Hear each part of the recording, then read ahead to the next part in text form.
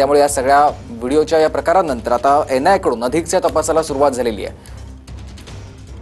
संशयित दहशतवादी मोबाईल कॅमेरामध्ये कैद झालेले आपण बघतोय। पहलगाम हल्ल्यामधील दहशतवाद्यांचे फोटो ज्यावेळेला व्हायरल झाले त्यानंतर पहलगाममधील हल्ल्यामधील संशयित दहशतवादी पहिल्यांदाच या कॅमेरामध्ये कैद झालेले होते। महाराष्ट्रातल्या पर्यटकांच्या मोबाईलमध्ये संशयित दहशतवादी कैद झालेले आहेत। मावळचे पर्यटक श्रीजित रमेश यांनी हे फोटो पाहिल्यानंतर तात्काळ आपले व्हिडिओ चेक केले आणि त्याच्यामध्ये त्यांना हे दोन व्यक्ती आढळले जे दहशतवादी आहेत असं त्यांचं म्हणणं होतं आणि त्यानंतर त्यांनी तात्काळ यातले व्हिडिओ एनआयएला दिले, त्यातली माहिती एनआयएला दिली आणि एनआयए कडून आता या सगळ्या संदर्भात तपास सुरू झालेले आहेत। या दहशतवाद्यांकडून याआधीच पहलगाम आणि परिसरामध्ये रेकी केली जात होती हे आता या व्हिडिओमुळे निष्पन्न झालेलं आहे।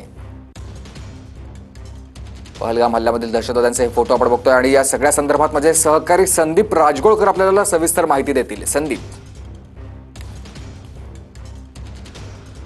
अगदी बरोबर आहे। एनआयएचं हे एक मोठं यश म्हणावं लागेल, कारण ज्या वेळेला बैसरण व्हॅलीमध्ये सुमित हल्ला झालेला होता त्यानंतर काही तासात म्हणजे दुसऱ्या दिवशी पहाटे एनआयएची टीम दाखल झालेली होती पहलगाममध्ये आणि त्यांनी बैसरणमध्येच खरं तर ठाण जे आहे ते मांडलेलं होतं।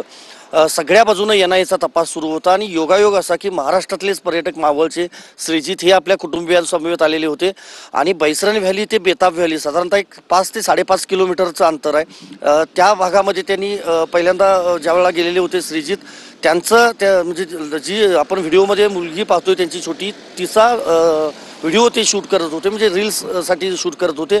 त्यावेळेला हे दोघं जण तिथून जातानाचं दिसतंय। जी रेखाचित्र जारी करण्यात आली एनआयएकडून, तपास यंत्रणांच्याकडून, त्यामध्ये मिळतं जुळतं हे असल्यामुळं श्रीजित यांनी स्वतःहून एनआयएशी संपर्क साधला आणि एनआयएला संपूर्ण याची माहिती जी आहे ती दिलेली आहे। आपण पाहिलं व्हिडिओमध्ये तर हे दोघं जण बिनधास्त त्या ठिकाणावरून जाताना दिसत आहेत।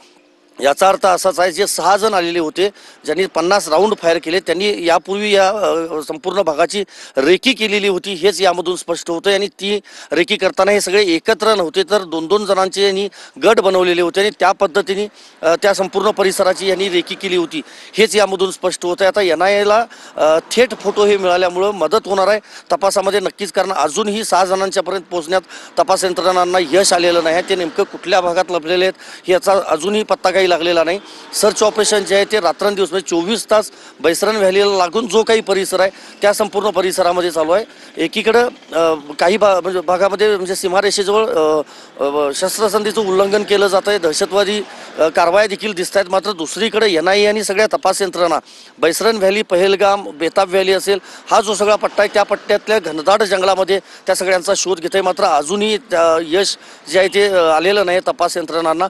मात्र आता महाराष्ट्रातले मावळचे हे पर्यटक श्रीजित यांच्या व्हिडिओमध्ये हे दोघं जे कैद झालेले आहेत त्या दोघांच्या म्हणजे तो फोटो तरी अगदी क्लिअर आहे, त्यामुळे एनआयएला आता तपासामध्ये नक्कीच याची मोठी मदत होणार आहे असं म्हणता येईल।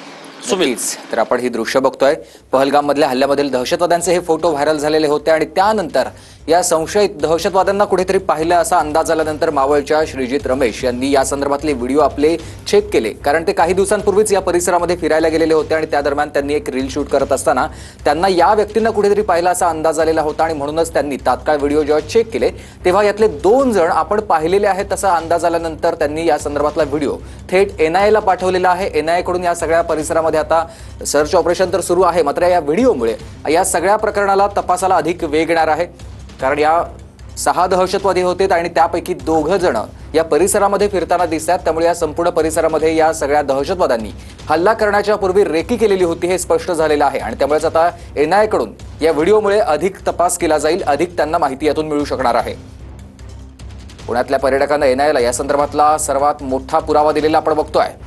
मावळचे पर्यटक आहेत श्रीजित आणि ते या परिसरामध्ये फिरायला गेलेले होते आणि काही दिवसांपूर्वीचा हा व्हिडिओ हल्ला झालेला होता, त्याच्या काही दिवस आधी ते या ठिकाणी फिरायला गेलेले होते आणि त्या दरम्यान त्यांनी आपल्या मुलीचा रील शूट करत असताना त्यांना या व्हिडिओमध्ये कॅमेरामध्ये हे 2 दहशतवादी कैद झालेले लक्षात आले आणि त्यांनी तात्काळ या संदर्भातली माहिती एनआयएला दिलेली आहे। एनआयएने देखील रेखाचित्र स्पष्ट केलेले होते, जारी केलेले होते आणि त्यामुळेच या सगळ्या दहशतवाद्यांचे फोटो समोर आलेले होते आणि त्यांना पाहिल्याचा अंदाज आल्यानंतर तात्काळ श्रीजित यांनी या संदर्भातली माहिती एनआयएला दिलेली आहे। पहलगाम मधल्या हल्ल्यामधील संशयित दहशतवादी पहिल्यांदाच कॅमेरामध्ये कैद झालेले आहेत। महाराष्ट्रातल्या पर्यटकांच्या मोबाईलमध्ये हे संशयित दहशतवादी कैद झालेले आपण बघतोय। मावळचे पर्यटक श्रीजित रमेश हे पहलगाम या परिसरामध्ये फिरायला गेलेले होते आणि त्यांना हा व्हिडिओ लक्षात आल्यानंतर त्यांनी तात्काळ एनआयएला या सगळ्या संदर्भातली माहिती दिलेली आहे। हल्ल्याआधी संशयित अतिरेकी हे पहिल्यांदाच कॅमेरामध्ये कैद झालेले आपण बघतोय।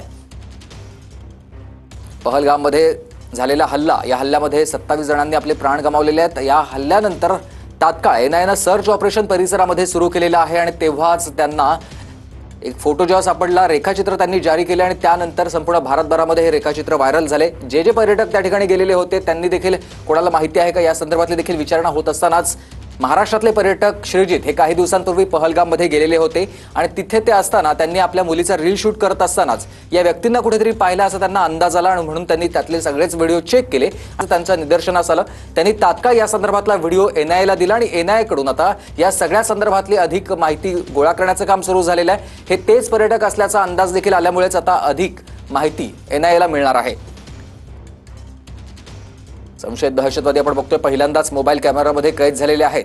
पहलगाम हल्ल्यामधील दहशतवाद्यांचे फोटो जेव्हा व्हायरल झाले तेव्हा या व्यक्तींना कुठेतरी पाहिल्याचा अंदाज श्रीजित यांना आल्यानंतर श्रीजित यांनी तात्काळ आपले मोबाईलमधले व्हिडिओ सगळे चेक केले